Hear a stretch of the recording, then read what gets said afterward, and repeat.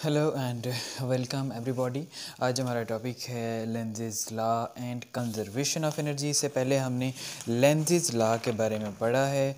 लेंज़ेज law जो है वो हमें क्या बताता है? लेंज़ेज लॉ बेसिकली हमें इंड्यूस्ड करंट की डायरेक्शन के बारे में बताता है कि इंड्यूस्ड करंट जो है उसकी डायरेक्शन किस तरह से डिटरमिन की जाती है। और इंड्यूस्ड करंट को बेसिकली जब हम एक लूप के अंदर कंसिडर करते हैं तो लेंज़ेज लॉ हमें बताता है कि जिस तरह से मैग्नेटिक फील्ड अप्लाई की जाती है उस लिहाज से जो करंट की डायरेक्शन होनी चाहिए उसके बिल्कुल उलट करंट डायरेक्शन में इंड्यूस होती है। सो लेंज़ेज लॉ ने हमें इंड्यूस्ड करंट की डायरेक्शन के बारे में बताया। अब हमने देखना ये है, चूँकि जिस लूप को हम मूव करते हैं मैग्नेटिक फील्ड के अंदर, वो लूप उसके अंदर दो तरह से करंट प्रोड्यूस हो सकती है, लेकिन अकॉर्डिंग टू लेंज़ेज लॉ अगर हम देखें तो वो कंजर्वेशन ऑफ एनर्जी के मुताबिक है या कि नहीं है। ठीक है, कंजर्वेशन ऑफ एनर्जी क्या डिमांड करती है कि जब हम किसी लूप को मैग्नेटिक फील्ड में मूव करते हैं तो उसके अंदर करंट इस तरह से इंड्यूस होनी चाहिए कि जो करंट इंड्यूस हो रही है कोई ना कोई फोर्स उसके सोर्स के तौर पे एनर्जी प्रोवाइड कर रही हो। अगर कोई फोर्स उसके सोर्स के तौर पे एनर्जी प्रोवाइड नहीं करती तो it is against law of conservation of energy. और हम देखेंगे कि लेंज़ेज लॉ जो है is according to the in accordance with the law of conservation of energy. So सबसे पहले हम लेंज़ेज लॉ की स्टेटमेंट को देखते हैं कि लेंज़ेज लॉ जो है इसमें हमने क्या प्रूफ करना है, क्या बताना है हमने। सो स्टेटमेंट जो है इसकी क्या होगी? लेंज़ेज लॉ इज़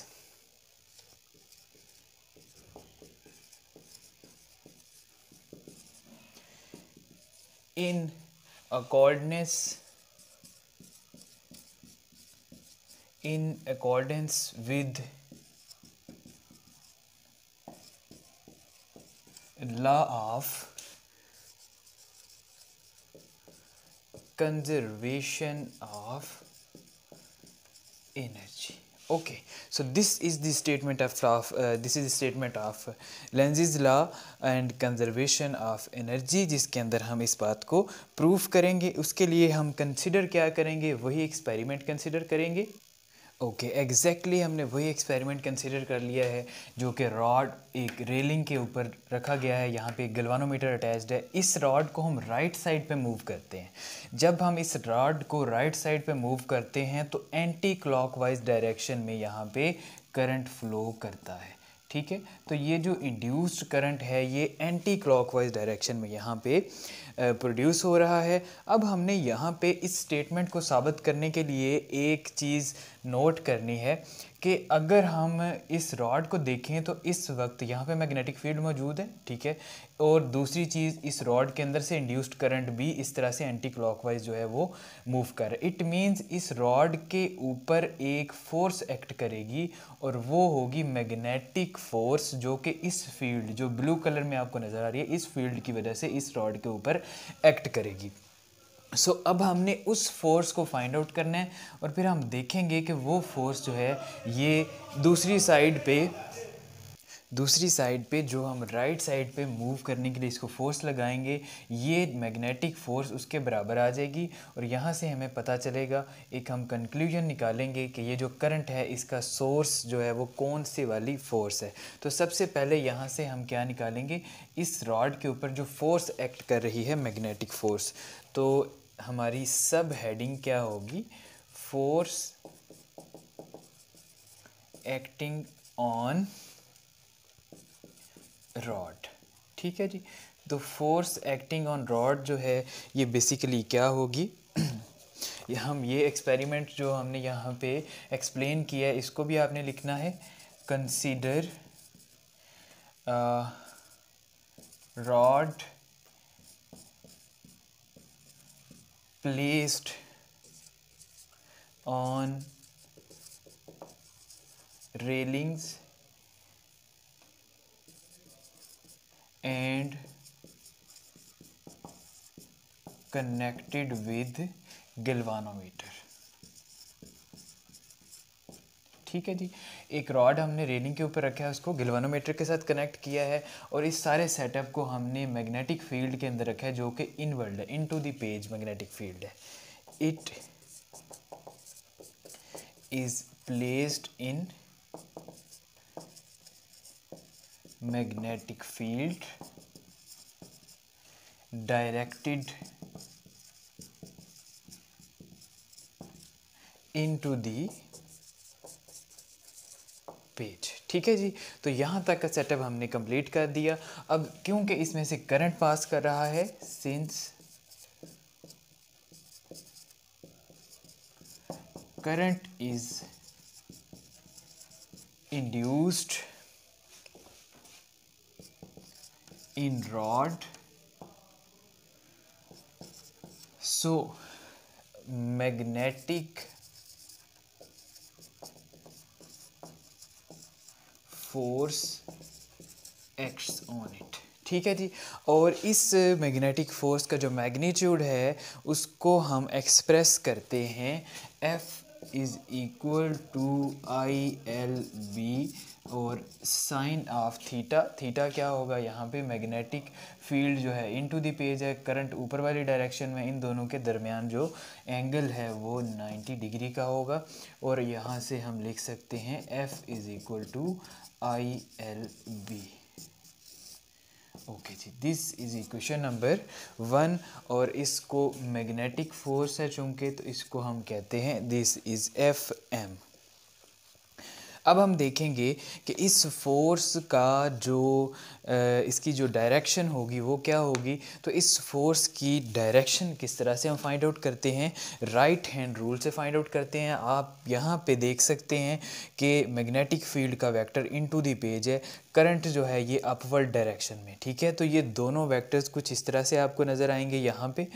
और इसमें हमने जब डायरेक्शन फाइंड करनी है तो इस v के वेक्टर को, जो velocity of the electron in moving current है, उसको आपने रोटेट करना है दूसरे वेक्टर की तरफ, बिल्कुल इस तरह से। और इस डायरेक्शन में कर्ल ऑफ फिंगर्स को रखना है। इस डायरेक्शन में कर्ल ऑफ फिंगर्स को रखेंगे तो ये अरेंजमेंट कुछ इस तरह से बनेगी कि ये जो फोर्स है ये इस तरफ यानी लेफ़्ट साइड पे एक्ट हो रही है। सो इट मीन्स कि ये जो फोर्स है इसकी डायरेक्शन हमें यहाँ से मिलेगी लेफ्टवर्ड। और यहाँ से आप गौर करें तो ये उस वेलोसिटी के बिल्कुल अपोजिट डायरेक्शन में है जो हम इस रॉड को जिस डायरेक्शन में मूव करवा रहे हैं। ठीक है जी। So force by right hand rule FM is directed leftward। ठीक है जी। तो यहाँ से हमें इसकी जो डायरेक्शन है वो भी मिल गई। अब हम इसके बाद क्या देखेंगे कि इन फोर्सेस का एनालिसिस करते हुए हम ये देखेंगे कि EMF जो प्रोड्यूस होगी, जो करंट प्रोड्यूस होगा, इंड्यूस होगा, उसका जो सोर्स है वो कौन सी फोर्स को हम कंसीडर कर सकते हैं। ओके, तो इस स्केच का, इस डायग्राम का अगर हम मुतालिया करें तो हमें पता चलता है कि यहाँ से जो वेलोसिटी हमने खुद प्रोड्यूस की है इसको हम रॉड को मूव करते हैं राइट साइड के ऊपर। इसका मतलब है जो एक्सटर्नल फोर्स हम लगाएंगे वो राइट साइड के ऊपर होगी, राइट वर्ल्ड होगी। और इसकी वजह से क्या होगा, ये जो करंट है प्रोड्यूस होगी और मैग्नेटिक फोर्स जो है वो लेफ़्ट साइड पे लगेगी। ये दोनों फोर्सेस इक्वल एंड अपोजिट होंगी।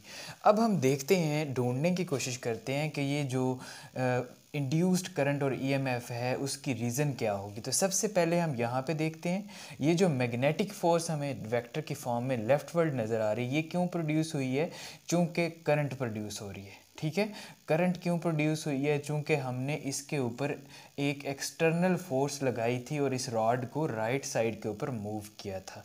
इसका मतलब है ये जो सारी की सारी EMF इंड्यूस्ड और करंट की सोर्स की जो कहानी है वो आ जाके एफ़ एक्सटर्नल पे डिपेंड करती है। और एफ़ एक्सटर्नल जो है ये बेसिकली क्या है, ये वो फोर्स है जो कि हम अपने बाजू के साथ, हाथ के साथ या किसी मशीन के साथ अप्लाई करते हैं और इस रॉड को राइट साइड पे मूव करते हैं। तो इसके बराबर की ये फोर्स जो इस साइड पे जन्म लेती है और करंट जो है ये अपवर्ड डायरेक्शन में इंड्यूस होता है और इससे इंड्यूस्ड करंट और ईएमएफ जो है वो जनरेट होती हैं। सो इट मीन्स कि इस फोर्स को जो एक्सटर्नल फोर्स है ये वो एनर्जी प्रोवाइड करती है। It provides the energy that is source of induced EMF. So अब हम इसको इसी तरह से डिफाइन भी करते हैं कि सोर्स ऑफ ईएमएफ जो है यहाँ पे ये अब क्या होगा, source of EMF. So the magnetic it means external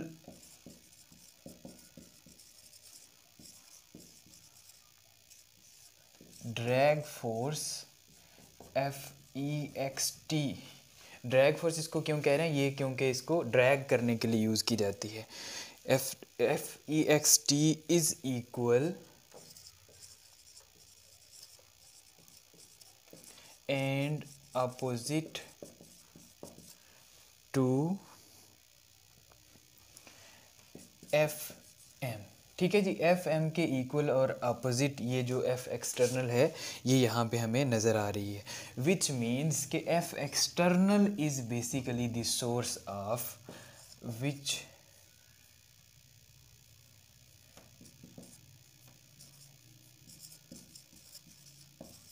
shows that F external is the source of induced EMF। ठीक है जी। सो इंड्यूस्ड ईएमएफ का जो सोर्स है यहाँ से हमें ये पता चला कि इट इज़ दी बेसिकली जो एक्सटर्नल फोर्स है, it is the source of this EMF. ठीक है जी। And it is no according to the law of conservation of energy, चूँकि इलेक्ट्रिकल एनर्जी ये जो इंड्यूस्ड करंट है इसकी वजह से इलेक्ट्रिकल एनर्जी प्रोड्यूस हो रही थी। इसका मतलब ये है इसके पीछे कोई ना कोई सोर्स होना चाहिए और उसके पीछे हमें ये फोर्स नज़र आई FM मैग्नेटिक फोर्स, उसकी वजह ये करंट है और इस करंट की वजह जो है ये एक्सटर्नल फोर्स है जो कि हम खुद अप्लाई कर रहे हैं। So it means Lenz's law follows law of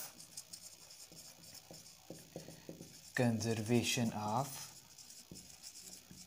energy। ठीक है जी। अब हम इसका एक काउंटर पार्ट सिलेक्ट करते हैं, क्योंकि यहाँ पे हमने जो करंट सिलेक्ट की थी वो एंटी क्लॉकवाइज थी।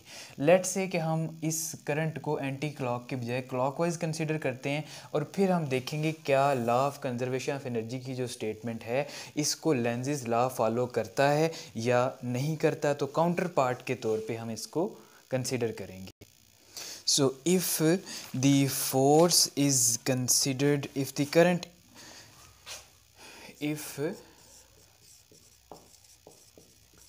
current flows clockwise, तो अब हम देखेंगे कि अगर करंट क्लॉकवाइज फ्लो करता है तो अब इसका मतलब जो है वो क्या होगा। सो करंट क्लॉकवाइज फ्लो करने का मतलब ये है कि हमने वेलोसिटी इस डायरेक्शन में है, एक्सटर्नल फोर्स जो है उसकी डायरेक्शन राइट वर्ल्ड है। अब यहाँ पे जो क्लॉकवाइज करंट फ्लो कर रहा है और यहाँ पे जो मैग्नेटिक फील्ड है वो बिल्कुल उसी तरह से है जिस तरह से पहले मौजूद थी। अब हमने क्या करना है, इस फोर्स की, मैग्नेटिक फोर्स की डायरेक्शन फाइंड आउट करनी है जो इस रॉड पे लगेगी। अब हम देखते हैं कि यहाँ पे मैग्नेटिक फील्ड का वेक्टर यहाँ पे भी डाउनवर्ड डायरेक्शन में है और यहाँ पे जो इनटू दी बोर्ड है और डाउनवर्ड डायरेक्शन में यहाँ पे करंट फ्लो कर रहा है। ठीक है, इस सेटअप को अगर आप देखें तो ये कुछ इस तरह से बनेगा। अब इस सेटअप में हमने क्या करना है, V क्रॉस B के लिए इस वेक्टर को रोटेट करना है दूसरे की तरफ। ठीक है। इस वेक्टर को इसकी तरफ रोटेट करेंगे तो अब जो डायरेक्शन ऑफ मोशन आएगी वो क्या होगी, कुछ इस तरह से होगी, ठीक है।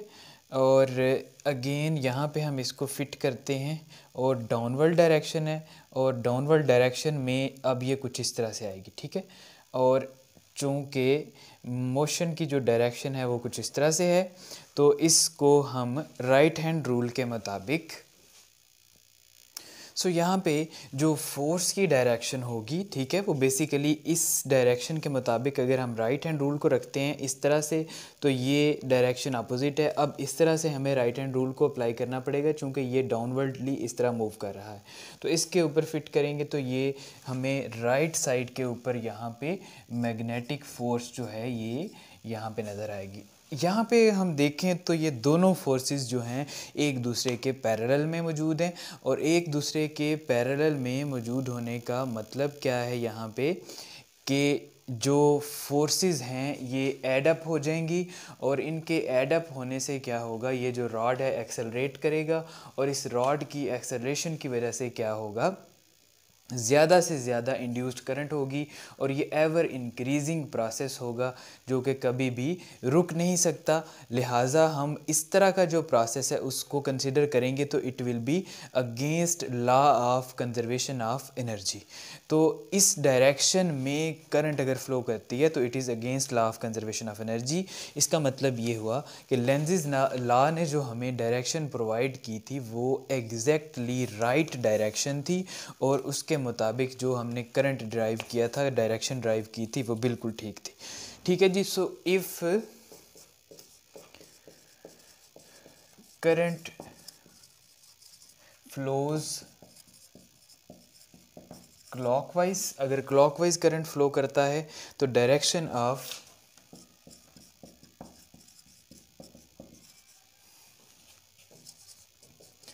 F N M and F external become same, ठीक है जी। और इस केस के अंदर क्या होगा कि rod will accelerate, rod will accelerate and accelerate हम क्यों कह रहे हैं, क्योंकि ये एक्स्ट्रा फोर्सेस जो होंगी इनकी वजह से एक्सेलरेशन प्रोड्यूस होगी by Newton second law. And ever increasing current will be induced, ठीक है। तो हमेशा के लिए एक इंक्रीजिंग करंट जो है इसमें इंड्यूस होगा and this is against law of, this is against law of conservation, ठीक है जी। सो हम कह सकते हैं लेंज़ेज़ लॉ जो है, जो उसने डायरेक्शन हमें बताई थी वो अगेंस्ट नहीं थी, वो in accordance with the conservation of law, conservation of energy थी। So Lenz's law is in accordance with conservation of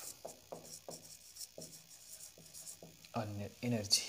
सो इस टॉपिक को समराइज़ करते हैं तो इस टॉपिक में जो हमने चीज़ें सीखी हैं वो क्या हैं कि लेंज़ेज़ लॉ ने हमें करंट की ख़ास डायरेक्शन के बारे में बताया।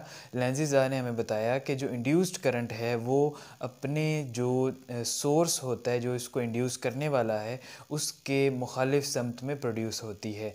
और ये हमने यहाँ पे साबित किया कि it is the in the favour of law of conservation of energy, के law of conservation of energy के मुताबिक भी इसी तरह ही है। इस एक्सपेरिमेंट के अंदर हमने ये देखा कि जो एक्सटर्नल फोर्स हम लगाएंगे वो एंटी क्लॉकवाइज करंट जो है जनरेट करेगी और उसके मुताबिक जो मैग्नेटिक फोर्स प्रोड्यूस होगी वो उन आपस में एक दूसरे के इक्वल होंगी। और यहाँ से हम देख सकते हैं कि it is the law of conservation of energy.